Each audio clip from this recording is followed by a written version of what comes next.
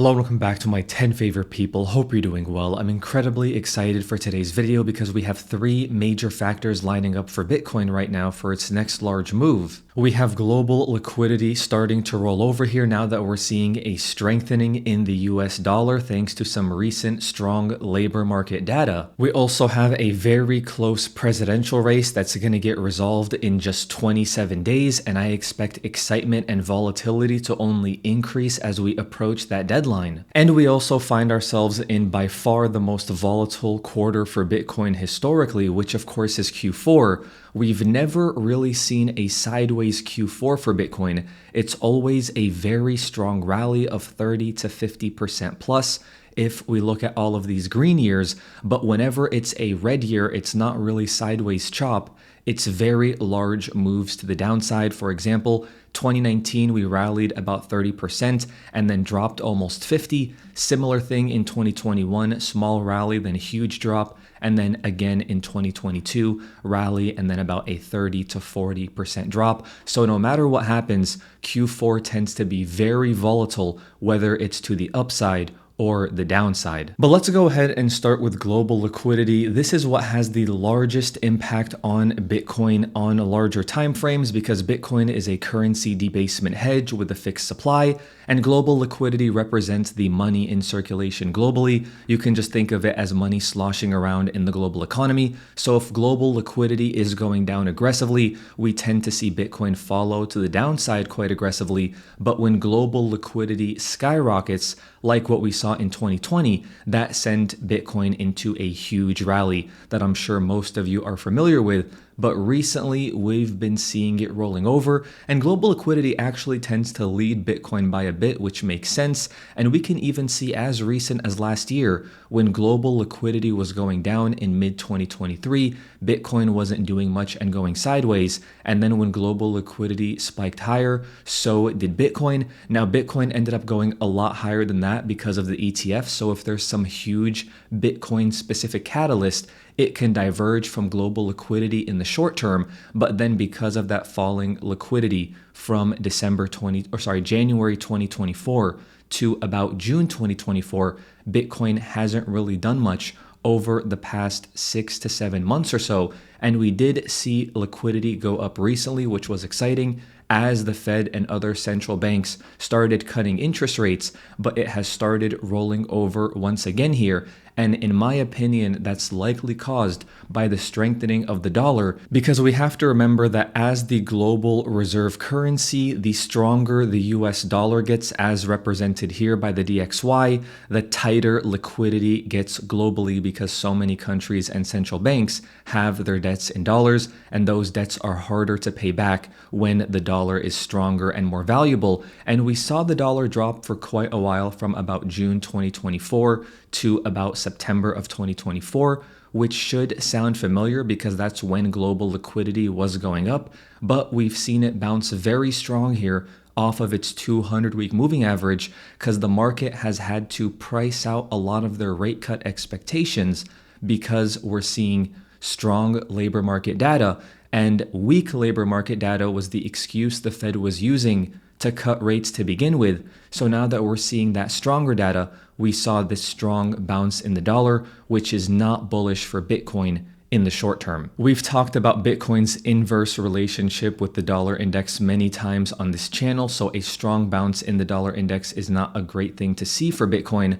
And Bitcoin's mania phases, coincidentally in 2017 and 2021, coincided with major drops in the dollar and also coincided with those huge increases in global liquidity. So major increases in global liquidity require major devaluations in the dollar. So a bounce in the US dollar index is not good for Bitcoin in the short term. And we also see those major alt seasons and everybody going further out on the risk curve during those major liquidity events as well when the dollar index gets devalued. So if we want Bitcoin to enter a mania phase, we need global liquidity to go higher. And if we want global liquidity to go higher, we need the US dollar index to not be spiking aggressively, and we need it to be rolling over and devaluing so that liquidity goes up globally. And there's two main things that drive the dollar index. It's the rate cut expectations from the Federal Reserve. So before, we were pricing in a 50 basis point cut in November and another one in December. But after that strong labor market data, right now we're only expecting 25 basis points in November and another 25 basis points in December. And the market is actually expecting the Fed to slow down as we approach mid-2025. And these things do change a ton after each and every data print. So this is what the market currently expects, but it can definitely change. And the other main driver of global liquidity is the Fed balance sheet, which is whether the Fed is doing quantitative tightening or quantitative easing. Are they buying bonds and adding them to their balance sheet and putting more currency into circulation, or are they selling bonds, decreasing their balance sheet, which is quantitative tightening, and pulling currency out of circulation? And we can see the impact the Fed balance sheet has on global liquidity. And the Fed, as of right now, is still doing quantitative tightening, and they are still reducing their balance sheet, even though they have started cutting rates. So we're going to have to see when this reverses, when the Fed goes back to QE, because as of right now, as long as the Fed balance sheet continues to go down, it likely pulls global liquidity with it, because the Fed manages the global reserve currency, which of course is the US dollar. And this explains why so many investors are scared of rate cuts, because of their lagging effects. If the Fed starts cutting rates, that usually doesn't impact the economy that quickly, and markets can sell off quite aggressively before those rate cuts actually stimulate the economy. So ever since 2008, the Fed has been using their balance sheet to stimulate the economy and add currency to circulation a lot quicker and a lot more effectively than rate cuts would, which is why we haven't seen any huge market crashes over the past decade and a half or so. And it's mostly because the Fed has a lot more control over liquidity via their balance sheet and quantitative easing and quantitative tightening versus the lagging effects of interest rate decisions. And there's also another major player in the room, which is the federal government and their deficit spending. The deficit spending for the fiscal year of 2024 was $1.9 trillion, which is something we have never seen outside of a recession, and it's higher than we saw in 2023 and 2022. And they've been able to keep the economy afloat even while the Fed was reducing their balance sheet ever since about March of 2022.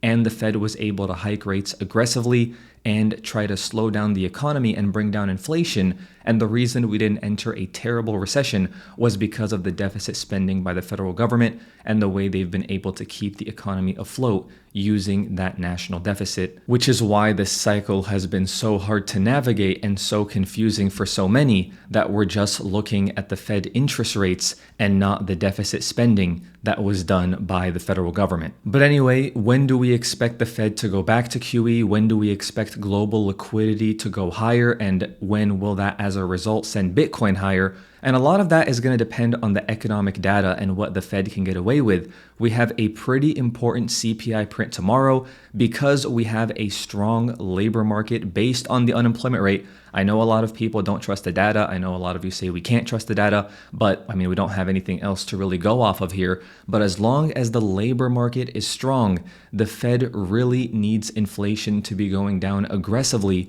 if they're going to be able to justify any rate cuts. So tomorrow's CPI print is going to give quite a bit of input on that. The last print was 2.5%. The expectation tomorrow is 2.3%. If that misses to the upside, we can expect the dollar index to rally higher and global liquidity to continue going down in the short term. But if this ends up coming in line or lower than expectations, perhaps the Fed can use it as an excuse to keep cutting rates. But notice how core CPI, which is just CPI excluding food and energy, has been a lot more stubborn above that 3% level and is not continuing to go down like the Fed wants it to. And when you combine that with a stronger than anticipated labor market, very hard for the Fed to justify rate cuts. So tomorrow's inflation print is incredibly important for what the market is going to end up pricing in for the Fed's monetary policy. And you guys know that I love leading indicators for this economic data because we do know those government sources do tend to lag and aren't that reliable.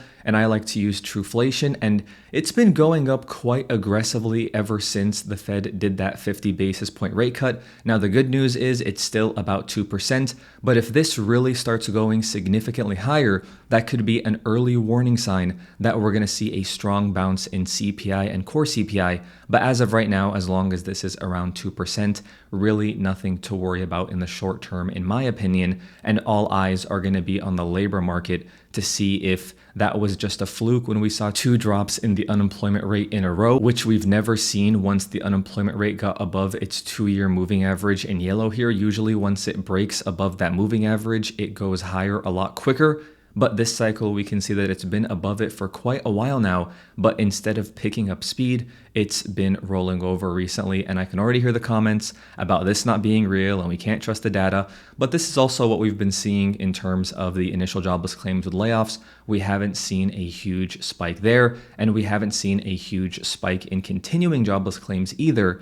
And again, I know it's government data, but this is what we have to go off of. And that's how we kind of knew that the unemployment rate was likely not going to spike aggressively, because we were seeing pretty calm numbers on initial jobless claims and on continuing jobless claims. And as long as they can't use the economic data to justify easing and inflation is still taking its time to go down, the Fed can't ease that aggressively, and they have to hold off on going back to QE, which is not ideal for risk assets like Bitcoin in the short term. And aside from inflation and the labor market, finally we have GDP, with the real GDP estimate from the Atlanta Fed still running above 3%, which is still well above the 2% target, which is just another economic data point that makes it hard for the Fed to justify rate cuts and justify QE, as long as those 3 variables of inflation, labor, and the GDP are above trend or above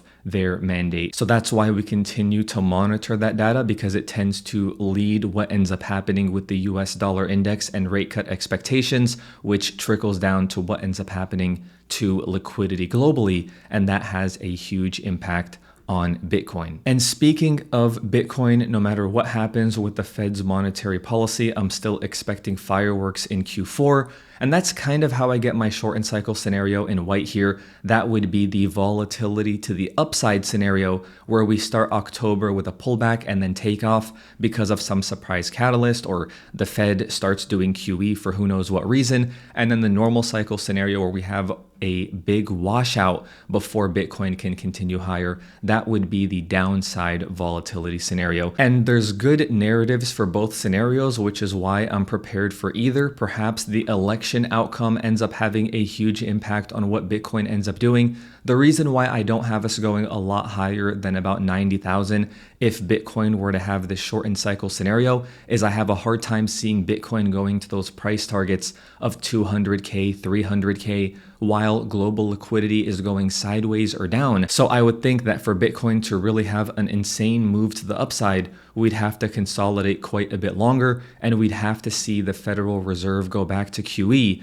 to really send us to 120,000 and beyond, if we end up seeing that backdrop of global liquidity sending this market a lot higher. And I always keep the failed cycle scenario as a option on this chart as a reminder to myself that there can always be black swans, and there can always be things that go terribly wrong with the economy that send Bitcoin a lot lower. I don't think it's a likely outcome, but I like keeping it on here for accountability for myself to make sure that things aren't always going to be sunshine and rainbows in this asset class. As for the election odds, we are seeing Trump pull away a little bit on Polymarket. And if you're a Harris supporter, you probably hate Polymarket and think it's not reliable. And if you support Trump, you probably think Polymarket is the most reliable because people have their money on the line. But regardless, I think what we can all agree on is that it's going to be a close race up until the very last moment, which usually means increased volatility in markets. We've already seen the VIX, or the S&P 500 volatility index,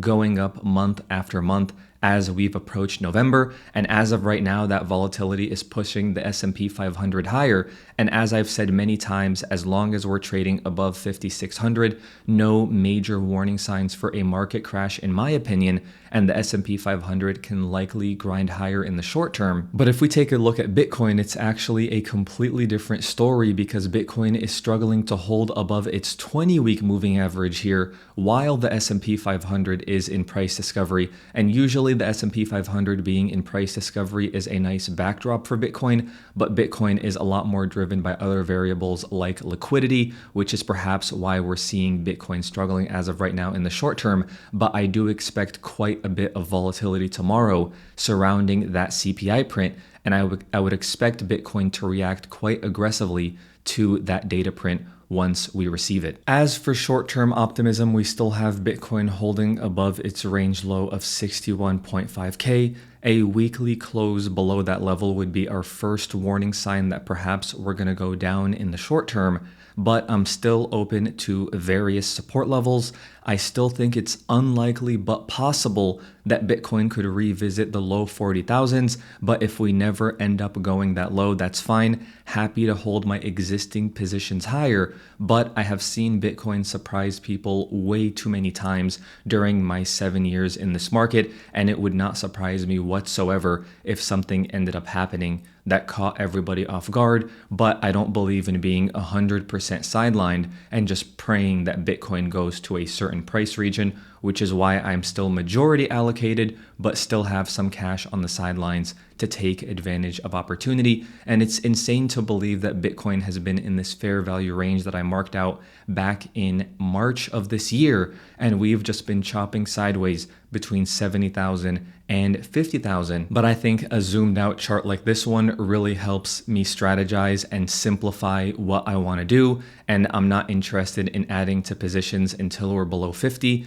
And I'm not even interested in entertaining the idea of taking any profits until Bitcoin is above 70,000. So for now, we're just going to wait and find out what direction this Q4 volatility ends up going, and whether we're going to get a chance to buy below 50K first, or if Bitcoin is going directly above 70,000. And a lot of this is short to medium term speculation. If we zoom out and look at the long term, US government debt going parabolic is a trend that isn't ending anytime soon.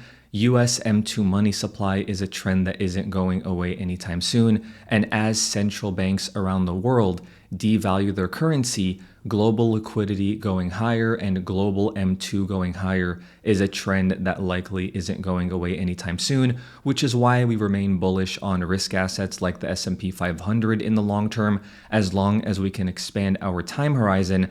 And it's also exactly why we're bullish assets like Bitcoin in the long term, because of that fiat currency devaluation. And especially now that we have regulatory clarity, now that we have these major regulated US institutions like BlackRock and Fidelity, as well as public companies like MicroStrategy and Tesla, as well as the US publicly traded miners, very hard for regulators to ban Bitcoin, in my opinion, now that all these things exist. And when I first joined the space in 2017, a Bitcoin ban was the most common concern people had joining the space, and so many people never took part in this asset class because of that fear. But I do think that these publicly traded companies and these spot ETFs reduce a ton of that risk. So always optimistic in the long term. We just have to survive the volatility in the short term, and we'll keep a close eye on liquidity, economic data, what's going to end up happening with the election, and of course Bitcoin's price action, and we'll cover all of that on this channel. But as always, thank you so much for the support on the recent videos. Thank you so much for watching, and I'll talk to you soon.